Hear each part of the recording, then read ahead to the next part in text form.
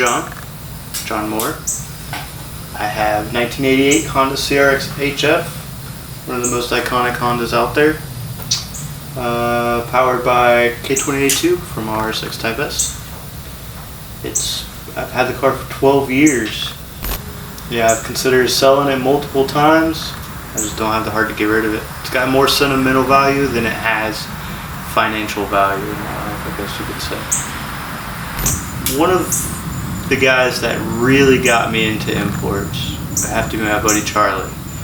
Although he didn't technically have an import, he had a Neon. But it was a killer Neon. 4-door, I remember it, green, stripped, gutted. We used to go Jack's Raceways every Saturday night. 8th mile, just a blast to drive. But between him and my buddy Jeff had one of the first CRXs with a B16 swap in Jacksonville. And if it wasn't for him and Charlie, I would have never got into Hondas. I started my life in an '89 Civic hatchback, standard model, 4-speed, bright yellow. I bought it from UF, University of Florida, some college kid. Brown interior. It was the most ugly car, but it's where it started, and it just snowballed from there.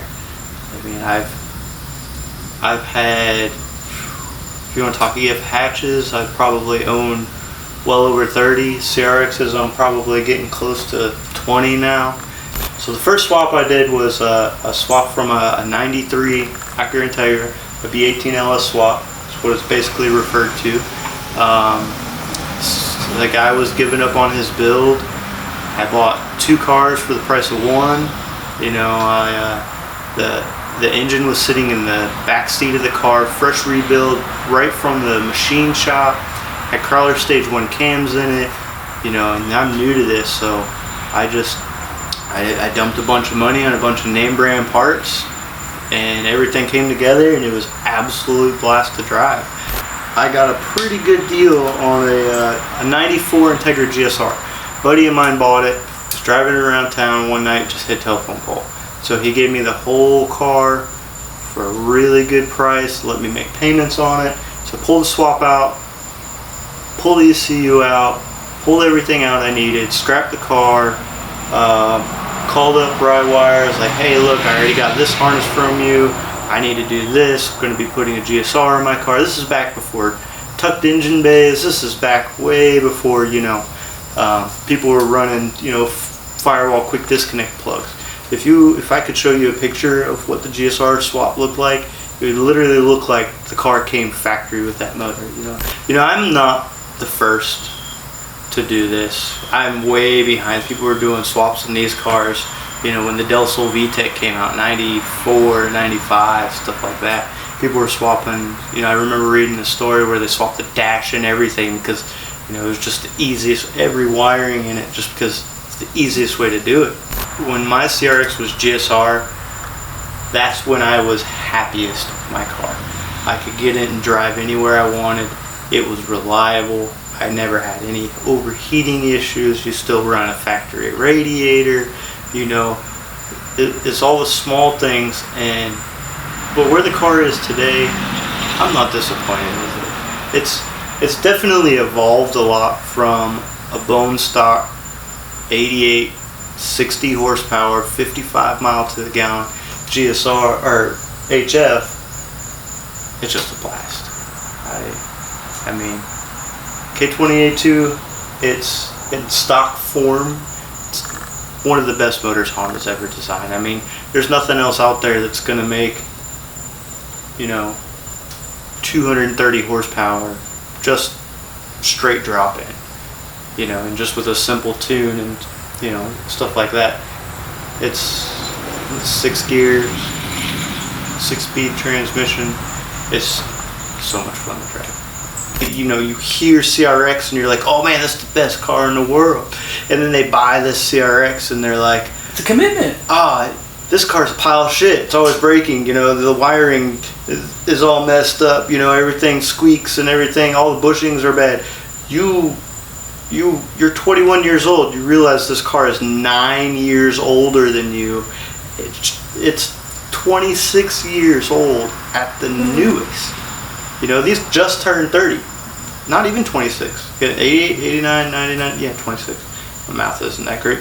Anyways, but yeah, 91 is the last year CRX was made, and you know, you got kids these days that are, you know, 19, 18 years old buying these cars because my dad had one, or my grandpa had one even, you know, and they think that it's just this easy car to get into and modify, and it's really not. The aftermarket support is not really there, and it's never really been there. It's good. It's not the best anywhere near like 92, 95 Civic. That aftermarket support's phenomenal. But yeah, like I've gained so many, not just quantity friends, but quality friends with the CRX. You know, some of my best friends that I can call and be like, hey man, what's up with this? Or we'll give each other shit on the build and motivate them with the CRX. Like my buddy CJ in Tampa. I mean, if you're in the CRX community and you know CRXs, and you know most everybody that knows CRX, he's doing something serious with his right now. And but he's somebody I can rely on if I need advice, or vice versa if he needs advice. Parts, stuff like that. You know, there's a lot of parts on my car now that I've gotten from him that you can't buy anywhere else. This hood was discontinued over 15 years ago. This is a Fiber Images hood. This is the one everybody has sought after. It doesn't have all the support, is all the way around the edges. There's no webbing in the center. It clears. That's why, you know, one of the biggest questions on, you know, the groups when you're doing a K-Series swap in the 88 to 91 Civic CRX chassis is, how'd you get your hood closed? How'd you get the hood closed? And it's asked weekly, if not daily. It takes experience, knowledge, stuff like that. But the community is great for the most part. You know, you got people all over the country, all over the world, you know, that know each other and willing to help each other out. You know, if you're trying to restore a CRX right now, you better be making some big money, because these parts are hard to find, and if you do find them, they're not cheap. I have 15-inch Koenig decograms, 15 by 7.5, matte black, super light, out of the box. You can tell they're like very, very good quality for the price. Can't beat them. I decided to go with the Koenig decograms because I like black wheels, and I wanted to try something different other than the run-of-the-mill, something that I can, you know, that's not super expensive. If I run off the road, or if I go to the track or something like that, bend one, I can get another one, pretty inexpensive. But really, the quality of the wheel, caught me by surprise. Once I opened the box and started looking at the wheels, the center cast, just everything felt in. So I didn't know anything about flow formed wheels whatsoever. I got talking with a friend of mine, John Woolley, one day at the Import Alliance in Florida, and somehow he managed to convince me into buying a Fiesta ST. So I bought a Fiesta ST, and I was going back and forth with him about wheel selection, and he was telling me he had the Koenig hypergrams, and they had, I think it wasn't too long after I bought my Fiesta, the decagram came out, and I wanted to try something different.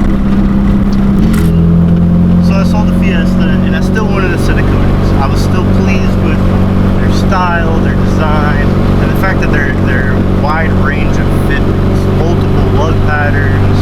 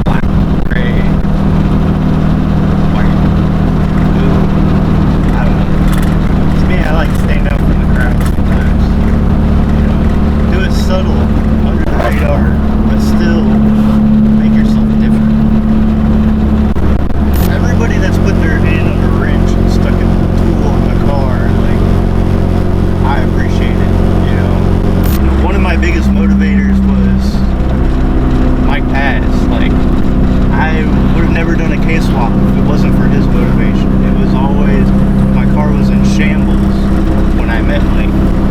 And definitely, and one of the other, like, biggest helps as far as physical work, hard labor, gotta be Chris Pagan at ODB Welding Works. Like, if it wasn't for him, I wouldn't be in shape bay. There's so many small little projects that him and I have worked on over the years. He's a good friend. We do more than just work on cars. We'll chill and have beers, or go out in my Polaris RZR and ride in the woods, and do all sorts of stuff together. Of course, my painter, John Van Wade, good guy. I've known him since high school. He's really good at what he does. My engine bay body guy, Gary DeSille, all the guys at K2, definitely the guys at Hybrid Racing. Like, I got to meet, hang out with them guys multiple times over the years, import lines, and we even took a trip to Louisiana for Mardi Gras and hung out with all the guys out there. Somebody that I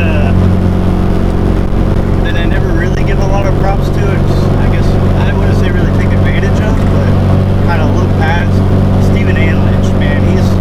He's the guy that I could call up and say, hey, what are you doing? I need to work on the car. And he would be there. You know, he would motivate me to get the car back together. If it wasn't for him, you know, a lot of times my car would probably still be in pieces. It's crazy, you know. You have friends in high school and you carry on some of those friendships throughout life, but then you find friends that you have similar hobbies with, and each one motivates you differently to do different things. I mean, with that being said, you know, don't burn bridges over petty stuff. Stay humble, keep your circle small, and just